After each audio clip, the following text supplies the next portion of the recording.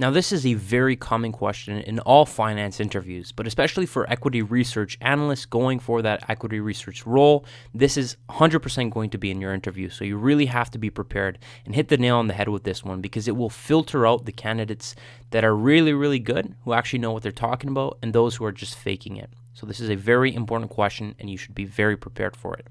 Okay, so the pitch needs to be concise and actionable, emphasizing the reasoning of the investment over the presentation of the idea. The most common mistakes people make are they offer no final recommendation. They go with, oh, maybe it will happen, this. You want to be confident and, again, actionable. You want to offer an actionable recommendation. In addition, sometimes they offer unnecessary details, they go into some tangent, and that's just completely unrelated to the recommendation, or they spend too much time on the pitch.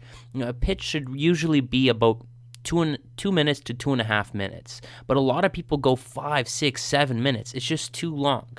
You want to be very clear with what you want to communicate. Don't spend too much time on the unnecessary details. I mean, if you're pitching McDonald's or a blue chip company, you don't need to give it a background. Everybody knows what McDonald's is. Go straight to the thesis and really communicate what your investment proposition is. And at the same time, usually some people just pitch with no real data backing their assumption. They assume, this company is undervalued. Okay, well, why is it undervalued? Oh, well, because, it just, look, it's been like the stock hasn't moved at all in like the past 5 years. Well, maybe it hasn't moved because of something else. You got to really offer financial data to support your recommendation. And some people, unfortunately, just don't. Okay? So it is best to prepare between 2 to 3 investment ideas, with at least one being short. In investment banking, when this question is asked, usually candidates can offer a valuation range based on the different valuation techniques that they used. However, with equity research, you need to stand by a fixed price target, because in that role, you are setting a fixed price target, and so you have to stand by it and defend it. So you have to spend some time making these projections and be ready to defend the valuation assumptions that you made. If you use a discounted cash flow model to run that, maybe you want to print out that DCF as well to show it to the interviewers. If you use a comparable companies analysis, you got to really refer to the multiples that you use and why did you make that assumption that this was the average versus that. But for more senior candidates as well, you should be remembering the financial ratios of that respective company. And this is really important just to communicate the overall state of the company and how you view that company, because this reveals a lot. If an analyst were to, choose one financial ratio to really describe a company, what would it be? Right? And that reveals a lot about how that respective investor, views companies, who views their investments. Do they care a lot about debt? Maybe they're just going to cite a leverage ratio. Or do they care a lot about, assets, the quick ratio or current asset ratio? What is it going to be? Right? So, remember your financial ratios and make sure that you're communicating, aligning that with your investment pitch. So that's very important. So let's look at the pitch itself. There are 3 pillars to this answer. There's 1, the statement, 2, the thesis, and 3, the valuation. Now, there are many ways to look at the answer. Some people can go into, split it up into catalysts and all that kind of stuff, but this is very simple. Think of it as 3 core pillars. I want to make a statement. This company is undervalued or this company is overvalued, and therefore it is a long or short investment opportunity. My thesis, the reason why it is blah, blah, blah. And then the valuation, I feel that this company is valued at this level because of that. Okay?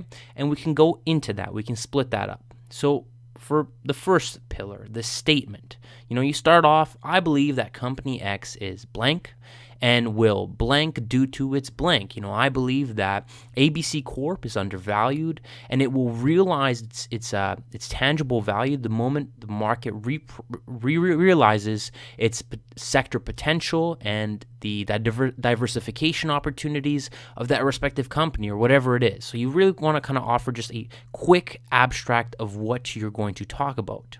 And then really, in that first statement, you want to focus on the financial and business profile. You don't want to cite any numbers. You don't want to just start off, with the price projection. In my opinion, that really opens you up to just why. Because if you start going and you're like, I believe that this company is valued at should be valued at $52, and the interviewer just cuts you off, why? Right? All of a sudden, you practice all this time to go in this flow, and you just get caught off guard. So you kind of want to ease into that. You want to start off, it's undervalued, and I believe that it will realize this value through either, you cite some business profile characteristics, due to, sector revaluation, or, the realization that shareholders are going to, reward the company for its diversification from a geography perspective, or from a financial perspective. The company is increasing its return on investment, and shareholders will reward that in the following quarter, right? And so by communicating how they're going to realize, this company is going to realize, your either undervaluation or overvaluation assumption, you can then go into the second statement, which is the thesis. So now in the thesis, this is where, the core is. This is the bread and butter. This is really where you communicate that, yes, I know what I'm talking about. Yes, I know I'm talking about this company, and I want to appear professional, right? So you want to offer 3 reasons in support of your recommendation. So you want to say, I believe that this company has made, this recent acquisition, and now that it's fully integrated within operations, there will be synergistic benefits that will originate from it. I believe blah, blah, blah, and I believe blah, blah, blah. And at the same time, you want to also offer 3 risks that you recognize. I recognize that this company has traded at this valuation due to, the recent legislation that has passed. But at the same time, that has not really impacted the fundamental valuation of the company, but more of how the market views it. The longer-term cash flow that is generated from this business should be rewarded in the future, and therefore, by buying at this lower price, we are buying this cash flow at a cheaper level than what it should be worth, or something like that, right? So you want to position, the 3 risks, the 3 counter arguments to your investment in a way in which I recognize that blah, but blah is the reason why I'm confident that my investment is correct. And so that's really how you structure the thesis. You go 3 reasons why and 3 risks with regards to that investment, but also following up. So you kind of want to hamburger it. You want to offer great stuff, you then want to offer the bad stuff, and then you want to end it off, covering up that bad stuff with another good stuff. So you hamburger it. And then the third pillar is the valuation. So now you make that final recommendation. So considering these 3 characteristics of these 3 investment strengths, I believe that this company is valued at $52 a share, even though it trades currently at $40 a share. Now, I got this price target by conducting a comparable companies analysis and looking at its EV to EBITDA multiple, or its EV to EBIT multiple. I looked at the median and mean range within the comparable universe, and I've decided that based on an average EV to EBITDA multiple of 10, it currently trades at 8, and therefore if we revalue it, it will give us a price of $52 a share or something like that, right? So you kind of want to back it up with the fundamentals, and of course, during the questioning after this, after the pitch, you want to make sure that you can speak to those valuation assumptions, right? And then once you offer your valuation recommendation, how you got to that using the fundamental methodologies, you then consider the catalysts. Now, I recognize that it's currently trading at $40 a share. If it's valued at 52, how can this company get to that? What realistic event could really trigger that revaluation in the stock? Well, the upcoming quarter seems very favorable. Analysts are projecting a higher EPS ratio, or whatever it is. You want to kind of offer 2 to 3 catalysts that will really push the current valuation to your projected valuation. And so that's how you end it off. So the first pillar, I'll go back here. The first pillar is a statement. I believe it's undervalued, overvalued, and you want to kind of bring in a business or financial characteristics. The second pillar is a thesis. This is where you offer your 3 statements, why you believe in your recommendation, and you cover the 3 easy counter arguments, the 3 risks to your investment. The valuation, the third step, you finally offer your projected value, how you got to that, and how it's going to get to that in the medium term or in the short term. Okay? So this should be about 2 minutes long. So this requires a lot of practice. To get it in 2 minutes, to be smooth and to be clear and concise, you really maybe you want to write out a script, you want to think about it, you want to start at 5 minutes and start cutting words down. But really, you have to focus on why and how you came up with that recommendation. Why is this investment good, and how is it going to get to that level? So stick to larger companies, as it frees you up from spending time on the company background and gives you more time to develop your actual thesis. Now, some people believe that, okay, we're going to go with a really, really tiny company that they don't know anything about, and so they're going to ask some very simple questions. No, don't put yourself in that position, because that means that you're going to have to spend more time explaining the company even during the question period, which means that you have to really do more in-depth research with regards to the business and financial characteristics of the company. Rather, stick with McDonald's, stick with the blue chip companies that are trading at 5, 10, 15% discount, and just really talk about big, broad macro factors. And that's a very, very simple pitch that you can kind of produce. And so also to remember to mention risks, as it needs to be a very balanced recommendation. So if you weren't in the second pillar and during the thesis, if you weren't to talk about risks and you're just going to say, oh, I believe that this is going to happen, this is going to happen, this is going to happen, and that's why it's going to cost it should be at $52 rather than $40. Well, then that's so unbalanced. And really, when you're looking at that pitch and you're looking at that potential candidate, you want to make sure that, okay, this candidate, if he's put in front of management or he's put in front of some investors, some potential investors who are going to source business for our company, he is able to appear very balanced and unbiased. You don't want to be very biased because people are not going to trust you. You're a snake oil salesman and you're just this is great, it's going to solve everything for you. No. Looking at this side and looking at this side, I believe that still this is the better side, and therefore we shouldn't make that investment, right? So you want to appear balanced because that is what they're looking for. They're looking for a balanced recommendation that you can defend. Now the follow-up. So post the pitch, the interviewers will probably focus on the macro and industry-wide issues, right? So if you talk about McDonald's, they'll talk about, the health issues, or they'll talk about, the buyback program, or whatever it is that, it's kind of industry-wide. They're not going to delve into the itty-bitty of, their performance in the northeastern segment of the United States. That's not what they're going to be focusing on. They're going to be focusing on broader topics, right? And so if the firm has been in the news recently, either reporting its latest quarter or announcing a new strategic move, this will probably also be asked about. So, just make sure that if it's around earnings season, that you've looked at the latest earnings information and you're updated, right?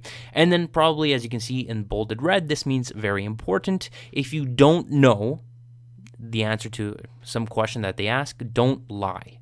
Be open and be upfront about it. The best way, I've been in that situation where I take maybe 10, 15 seconds. I think about it. It's all quiet, a little awkward, but still, I'm there. I'm just, you know what?